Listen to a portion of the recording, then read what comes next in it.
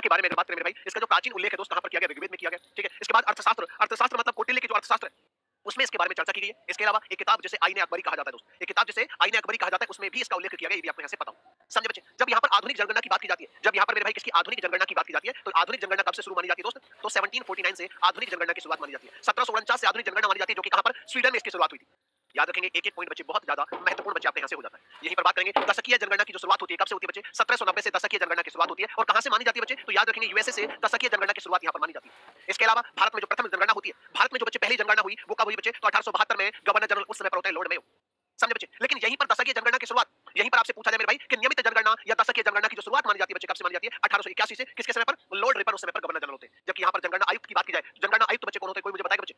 हाँ जी भैया, तो डब्ल्यूसी प्लोडेन कह सकते हैं बच्चे। कौन सा? डब्ल्यूसी प्लोडेन कह सकते हैं, जो कि क्या होते हैं यहाँ पर बच्चे? जनगणना आयुक्त होते हैं। लेकिन यहाँ तक तो बातें ठीक है, इससे पहले कुछ शहरों की भी जनगणना है जिस पे एग्जामिनर आपसे सवाल पूछ सकता है बच्चे।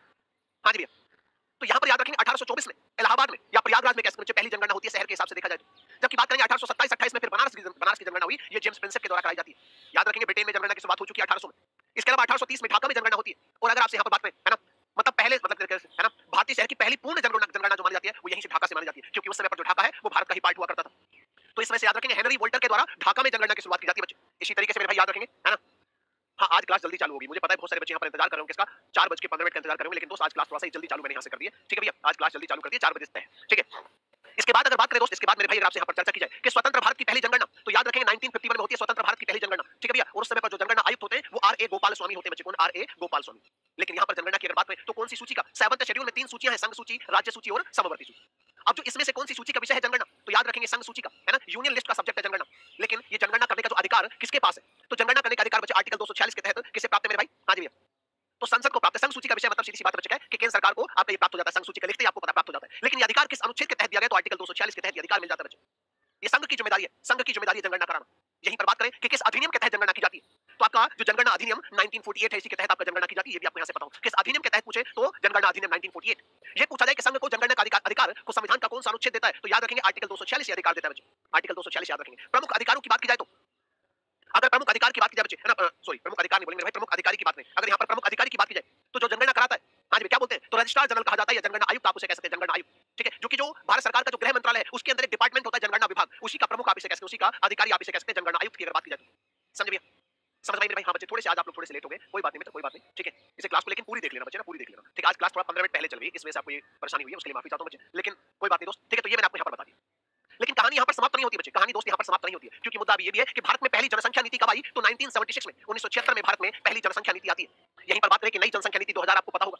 इसके अलावा राष्ट्रीय जनसंख्या आयोग सन 2000 में अगर बात करें बच्चे तो 11 मई सन 2000 को क्या होता है? इसकी स्थापना होती है। लेकिन इसके उपाध्यक्ष पूछा जाए तो सुमन बेरी, सुमन बेरी क्या होते हैं इसके उपाध्यक्ष? ये भी आप यहाँ से याद रखेंगे बच्चे।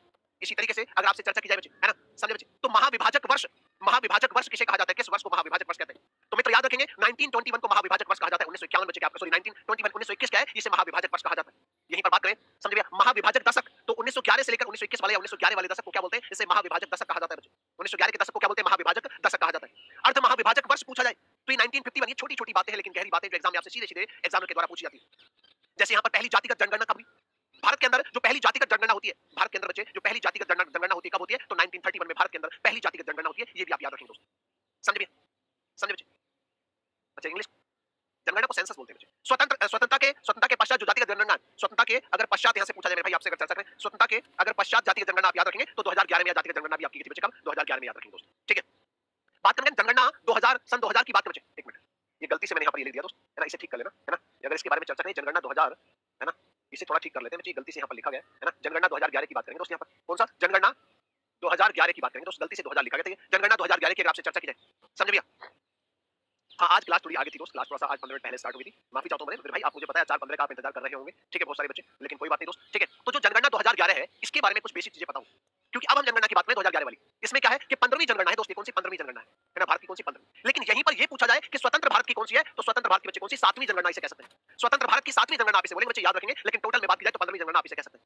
यहीं पर बात करें कि जनगणना आयुक्त इस समय पर 2011 वाली जनगणना के जो जनगणना आयुक्त के कौन थे? तो सी चंद्रमौली, याद रखेंगे दोस्त, कौन है भैया? सी चंद्रमौली। समझे बच्चे? और इसका जो आदर्श वाक्य होता है, इसका जो मोटो होता है वह है हमारी जनगणना हमारा भविष्य। 2011 की जनगणना की बात करें तो समझे बच्चे? यहीं पर इसका शुभंकर तो महिला संगणक कह सकते हैं बच्चे, महिला संगणक या प्रगणक शिक्षिका आप कह सकते हैं बच्चे, टीचर आप इसे कह सकते हैं। समझे बच्चे?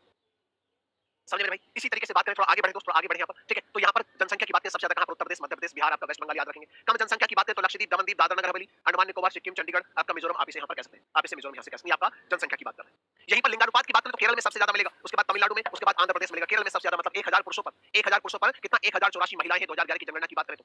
समझ भैया, 2011 की जनगणना की अगर आपसे यहाँ पर चर्चा की जाए तो, ठीक है? अब यहाँ पर लिंगानुपात की अगर टोटल बात कर लें, अगर लिंगानुपात की टोटल चर्चा की जाए बच्चे, तो याद रखेंगे शीर्ष राज्य कौन से, सबसे पहले नंबर पर केरल है, उसके बाद तमिलनाडु है, उसके बाद आंध्र प्रदेश। लेकिन यहाँ पर न्यूनतम की बात करें लिंगानुपात, क्योंकि यहाँ पर 1084, 1000 पुरुषों पर मतलब 84 महिलाएं ज्यादा है, देखा जाए तो 84 महिला, हर 1000 पुरुषों पर 84 महिलाएं ज्यादा है, कितना अच्छा रेशियो आप कह सकते हैं, ठीक है? लेकिन यहीं पर हरियाणा की बात करें तो 1000 पुरुषों पर मात्र 880 से भी कम, 879 महिलाएं हैं मात्र। समझ भैया, उसके बाद जम्मू कश्मीर, फिर आप सिक्किम, आप यहाँ से कह सकते हैं। लेकिन यहाँ पर अगर केंद्र शासित प्रदेशों में बात करें तो पुदुचेरी में 1000 पुरुषों पर 1037 महिलाएं हैं। यहीं पर आपका केंद्र शासित प्रदेशों में सबसे कम देखें तो दमनदीप में कितना, 618 आपको देखने को मिल जा रही है, 618 बच्चे आपको यहाँ पर देखने को मिल जा रहे हैं। समझ भैया, समझ बच्चे, उत्तर प्रदेश के बारे में अभी चर्चा करेंगे, पूरी जनगणना जो महत्वपूर्ण चीजें वही हम यहाँ से बात करेंगे, चिंता न करिए। अगर जनसंख्या घनत्व की बात की जाए, अगर बच्चे यहाँ पर जनसंख्या घनत्व की बात की जाए तो याद रखेंगे कि सबसे ज्यादा कहाँ पर, बिहार में देखने को मिलेगा। समझ भैया, सबसे ज्यादा कहाँ पर, बिहार में देखने को मिलेगा। समझ बच्चे, तो 1106 व्यक्ति प्रति वर्ग किलोमीटर में, प्रति वर्ग किलोमीटर में से मापते हैं, ये भी आपको पता हो। जबकि न्यूनतम की बात करें तो कहाँ पर, अरुणाचल प्रदेश, याद रखेंगे भाई, कहाँ पर न्यूनतम, अरुणाचल प्रदेश। केंद्र शासित प्रदेशों में सबसे ज्यादा कहाँ पर, दिल्ली में, मतलब तमाम आदमी है यहाँ पर, है ना, तमाम व्यक्ति है ना, खतरनाक क्राउड है कहाँ पर, दिल्ली की बात करें। सबसे कम कहाँ पर, केंद्र शासित प्रदेशों में, अंडमान निकोबार में, टोटल में सबसे ज्यादा बता दिया बच्चे कहाँ पर, दिल्ली में, आप यहाँ से याद रखेंगे, कहाँ पर, दिल्ली में, आप यहाँ से याद रखेंगे। और राज्यों में बात करें तो बिहार में आपको मिल जाएगा। लेकिन अगर जिलेवार की बात करें, जिलेवार जनसंख्या के अगर विवरण की बात करें बच्चे इसके तो सबसे ज्यादा कहाँ पर, उत्तर पूर्वी दिल्ली, याद रखेंगे, दिल्ली का जिला है। उसके बाद चेन्नई आपको मिलेगा। न्यूनतम की बात करें तो दिबांग घाटी, अरुणाचल प्रदेश में, और सबसे कम की बात करें तो सांबा मिलेगा कहाँ पर, जम्मू कश्मीर में, याद रखेंगे। समझ भैया, ये जिलेवार आंकड़े मैं आपको बता रहा हूँ जनसंख्या घनत्व की। बात करेंगे साक्षरता को लेकर तो सबसे ज्यादा साक्षरता कहां पर है? पहली बात तो जो भी बच्चे लिखना पढ़ना जानते हैं, सिर्फ उन्हीं को साक्षर माना जाता है। आपका आप वाकई साक्षर है या नहीं, मतलब सिर्फ आपको साइन करने आते हैं, आपको साइन करने आते हैं, आपको लिखना पढ़ना जैसे तैसे आ जाता है, आपको साक्षर मान लिया जाता है। ठीक है, ये थोड़ा आंकड़ा जो पैमाना है वो पैमाना थोड़ा सा गड़बड़ है, लेकिन फिर भी भारत जैसे देश में शुरुआत में देखा जाए तो यही एक पैमाना हो सकता था स्टार्टिंग में। ठीक है, मतलब ये एक पॉसिबल पैमाना ये ठीक था। सबसे ज्यादा कहां पर, केरल में, सबसे कम कहां पर, बिहार में। अंतर देख रहे हैं, यहाँ पर 94 है, यहाँ पर 61 है। यहाँ पर बच्चे कितना 61 आपको देखने को मिला, बड़ा अंतर आपको देखने कह सकते हैं बच्चे। अगर केंद्र शासित प्रदेश, यूटीज का मतलब है केंद्र शासित प्रदेश मतलब यूनियन टेरिटरी में, तो सबसे ज्यादा कहां पर भी है साक्षरता, लक्षद्वीप में। और सबसे कम कहां पर, दादरा नगर हवेली, 2011 की जनगणना के अनुसार आपसे बात की जाए। समझ भैया, यहीं पर बात करें बच्चे कि उत्तर प्रदेश की बात करें, बच्चे ने बड़ा अच्छा सा सवाल यहाँ पर किया कि इतनी जनसंख्या होने के बावजूद वहां पर क्या है, सबसे ज्यादा वृद्धाश्रम है, सबसे ज्यादा वृद्धाश्रम। तो इसका एक रीजन ये भी हो सकता है, वृद्धाश्रम का होना, मतलब ये भी एक रीजन हो सकता है मेरे भाई कि साक्षर हैं तभी शायद वृद्धाश्रम, तभी वहां पर बच्चे क्या है कि जो जैसे कहना हो सकता है किसी जगह पे वृद्धाश्रम नहीं लेकिन वृद्धों की स्थिति ज्यादा खराब हो, वृद्धाश्रम नहीं है लेकिन फिर भी वृद्धों की स्थिति ज्यादा खराब हो, वहां पर ऐसा हो सकता है कि भैया वृद्धाश्रम भले ज्यादा लेकिन वृद्धों की स्थिति उतनी खराब नहीं है। ठीक है, वहां पर कम से कम एक ऑप्शन ये है। ठीक है, और बाकी उत्तर प्रदेश जैसी जगह पर देखें तो वृद्धाश्रम की संख्या है ही नहीं, परेशान है भी कोई वृद्ध, कोई बूढ़ा व्यक्ति परेशान है भी, तो उसके पास ये फैसिलिटी ही नहीं है, तो वृद्धाश्रम कहां से होंगे, तो बहुत सारे कारण हो सकते हैं, इसमें हम नहीं जाएंगे। अभी हमें आंकड़ों की बात करनी है, हमें सिलेक्शन लेना है, अभी इस पे विवाद में हम बाद में बात कर सकते हैं। ठीक है भैया, समझे बच्चे। तो यहाँ पर यूपी की जो पुरुष जनसंख्या है वो मैंने आपको बता दिया बच्चे कितनी है, तो यूपी की जो पुरुष जनसंख्या कुल जनसंख्या का 52.29% है उत्तर प्रदेश में। ठीक है, 47% महिलाएं लगभग और 52% लगभग पुरुष है बच्चे। यूपी उत्तर प्रदेश में बात करें लगभग बराबर सा रेशियो कैसे, थोड़ा अंतर है। ठीक है, महिला जनसंख्या इतनी है। जिलेवार सबसे ज्यादा जनसंख्या की बात करें बच्चे अगर उत्तर प्रदेश में तो सबसे ज्यादा कहां पर, प्रयागराज में, उसके बाद बच्चे मुरादाबाद में, उसके बाद बच्चे मेरे भाई कहां पर, मुरादाबाद में, इसके बाद गाजियाबाद, आजमगढ़, फिर आपका लखनऊ। अगर यहाँ पर जनसंख्या की बात में जिलेवार की, यहीं पर न्यूनतम जनसंख्या की बात में सबसे कम जनसंख्या को लेकर बात की जाए दोस्त तो कहां पर, महोबा में सबसे ज्यादा है जिलेवार, चित्रकूट उसके बाद आ जाता है, फिर आपका हमीरपुर, फिर श्रावस्ती, फिर आपका ललितपुर। ये बच्चे क्या है, न्यूनतम जनसंख्या सबसे कम कहां पर हुई, महुआ में, और सबसे ज्यादा कहां पर हुई, प्रयागराज में। दोनों चीजें हमें यहाँ से पता चल गई। समझे बच्चे, दोनों चीजें बच्चे हमें यहाँ से पता चल गई। आगे बात करते हैं, यूपी में सर्वाधिक पुरुष जनसंख्या कहां पर है, उत्तर प्रदेश में सबसे ज्यादा पुरुष जनसंख्या अगर जिलेवार की बात करें तो सबसे ज्यादा प्रयागराज में ही है, फिर उसके बाद मुरादाबाद, गाजियाबाद, फिर आपका कानपुर नगर आ जाता है। लेकिन पहले दो कम से कम आपको यहाँ से पता हो दोस्त, पहले दो कम से कम पता हो। यूपी में सबसे ज्यादा महिला जनसंख्या की बात करें तो भैया आपका पहले नंबर पर तो प्रयागराज ही है, लेकिन दूसरे नंबर पर आपका यहाँ पर आजमगढ़ आ जाता है अगर महिला जनसंख्या की बात की जाए तो। समझे भैया, स्क्रीनशॉट लेके क्या करोगे मेरे भाई, मैं पीडीएफ भी भेज दूंगा आपको, परेशान क्यों आप हैं।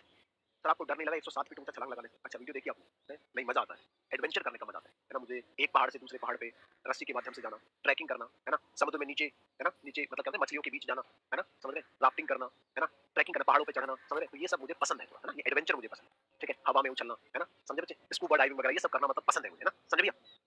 चलिए दोस्त, तो यहाँ पर बात करें सर्वाधिक दशकीय वृद्धि वाले जिले, दशकीय वृद्धि की अगर आपसे यहाँ पर बात करें ठीक है भैया, तो यहाँ पर पहले नंबर पर गौतम बुद्ध नगर, फिर आपका गाजियाबाद, फिर आपका श्रावस्ती यहाँ पर हो जाता है। ठीक है बच्चे, न्यूनतम दशकीय वृद्धि मतलब कानपुर नगर, फिर आपका हमीरपुर, फिर आपका बागपत, ये आपका न्यूनतम आ जाएगा। ठीक है भैया, बंजी जंपिंग की थी, हाँ जी कभी सर कभी बंजी जंपिंग भाई, अभी तो करका है बंजी जंपिंग में, अभी तो करका है इंडिया की हाईएस्ट, इंडिया की सबसे ऊंची बंजी जंपिंग, इवन एशिया की सबसे ऊंची है, 107 मीटर, फिट नहीं 107 मीटर, समझ रहे। ठीक है, मतलब 120 प्लस था जो उसका पिलर था, लेकिन जो जंपिंग थी 107 मीटर की, इंडिया की सबसे ऊंची। ठीक है, समझ भैया।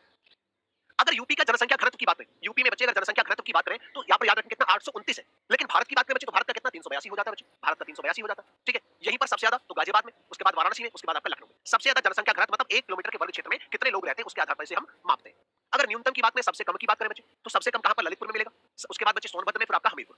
लेकिन यूपी में लिंगानुपात की बात करें भाई, समझ भैया, यूपी में अगर लिंगानुपात की बात करें दोस्त तो यहाँ पर याद रखेंगे कितना सबसे ज्यादा कहां पर, जौनपुर में, सॉरी सबसे कम कहां पर, जौनपुर में। लिंगानुपात मतलब सबसे कम महिलाओं की संख्या कहां पर, सबसे ज्यादा कहां पर, जौनपुर में, फिर आजमगढ़, फिर आपका देवरी। लेकिन सबसे कम कहां पर है, गौतम बुद्ध नगर में, फिर आपका बागपत में, फिर आपका हमीरपुर। गौतम बुद्ध नगर मतलब नोएडा वाला जो क्षेत्र आप इसे कह सकते हैं। समझे भैया दोस्त, क्लास को लाइक करते रहना मेरे भाई, है ना, ठीक है, वरना पिटाई होगी तुम्हारी, है ना, मजाक कर रहा हूं। ठीक है भैया, पिटाई की बात कही कैसे, अब तो बिल्कुल नहीं करेंगे गुरुजी, हैं? बोला कैसे आपने, हैं? चलिए, कुल मिला के साक्षरता की बात कर लेते हैं। जब यहाँ पर कुल साक्षरता की बात करें, उत्तर प्रदेश में कितना 67.7% कह सकते हैं, लेकिन पुरुष साक्षरता कितनी है 77.3 उत्तर प्रदेश में, और महिला की, है ना? महिला में कितना 57, मतलब महिलाओं की तुलनात्मक रूप से काफी कम है, मतलब लगभग जस्ट 20% का अंतर, लगभग जस्ट 20% का अंतर यहाँ पर, समझे भैया? अब जिलेवार की बात करें, जिलेवार साक्षरता की बात करें, है ना? जिले के हिसाब से साक्षरता की बात करें, समझे बच्चे? तो यहाँ पर क्या होगा भैया, कुल में देखें तो सबसे अधिक कितनी है गौतम बुद्ध नगर, उसके बाद कानपुर नगर, फिर आपका औरैया। सबसे कम साक्षरता देखें कहां पर, श्रावस्ती में, फिर आपका बहराइच में, फिर आपका बलरामपुर में, अगर कुल साक्षरता की बात कर रहे हैं। लेकिन अगर पुरुष साक्षरता की बात करें तो यहाँ पर पहले नंबर पर गौतम बुद्ध नगर, दूसरे पे औरैया।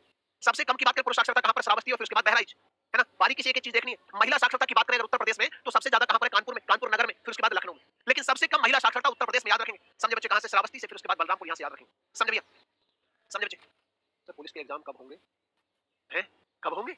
हे प्रभु, हे हरिराम, हैं? मतलब क्या कहना चाह रहे हो आप, हैं? क्या मुंह से निकल गई, मुंह से तो निकल गई, हैं? समझ भैया? चलिए बच्चे आगे बढ़ते हैं। अनुसूचित जाति, मतलब अनुसूचित जाति की बात करें तो यूपी में कुल जनसंख्या कितनी है, 20 पॉइंट, यूपी की कुल जनसंख्या बच्चे याद रखेंगे आपके, इतनी आप कैसे अनुसूचित जाति की बात करें, है ना? अनुसूचित जाति मतलब एससी की बात करें, जनजाति की बात नहीं कर रहे हैं, ठीक है? देश की आबादी का लगभग कितना, इतने परसेंट, कुल देश में कुल 16.6% अनुसूचित जाति है, देश में कुल इतना है, उत्तर प्रदेश में कुल इतना है अनुसूचित जाति। यूपी में कितना, लगभग 20.69% अनुसूचित जाति है, और देश में कितना 16.6 अनुसूचित जाति है बच्चे, ठीक है भैया?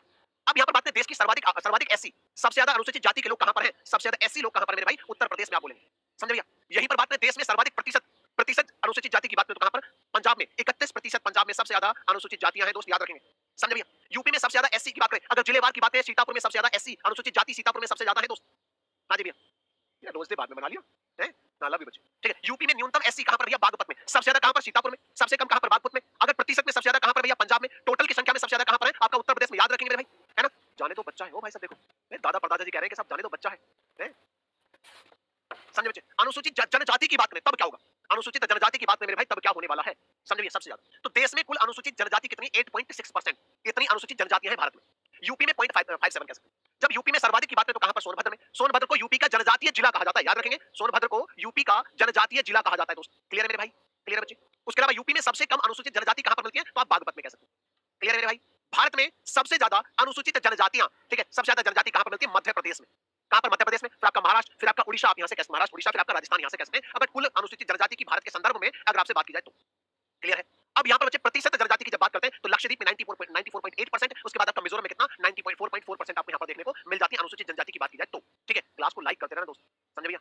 ये हाथ से लिखता हूँ मैं बोर्ड पे, समझ रहे आने से पहले।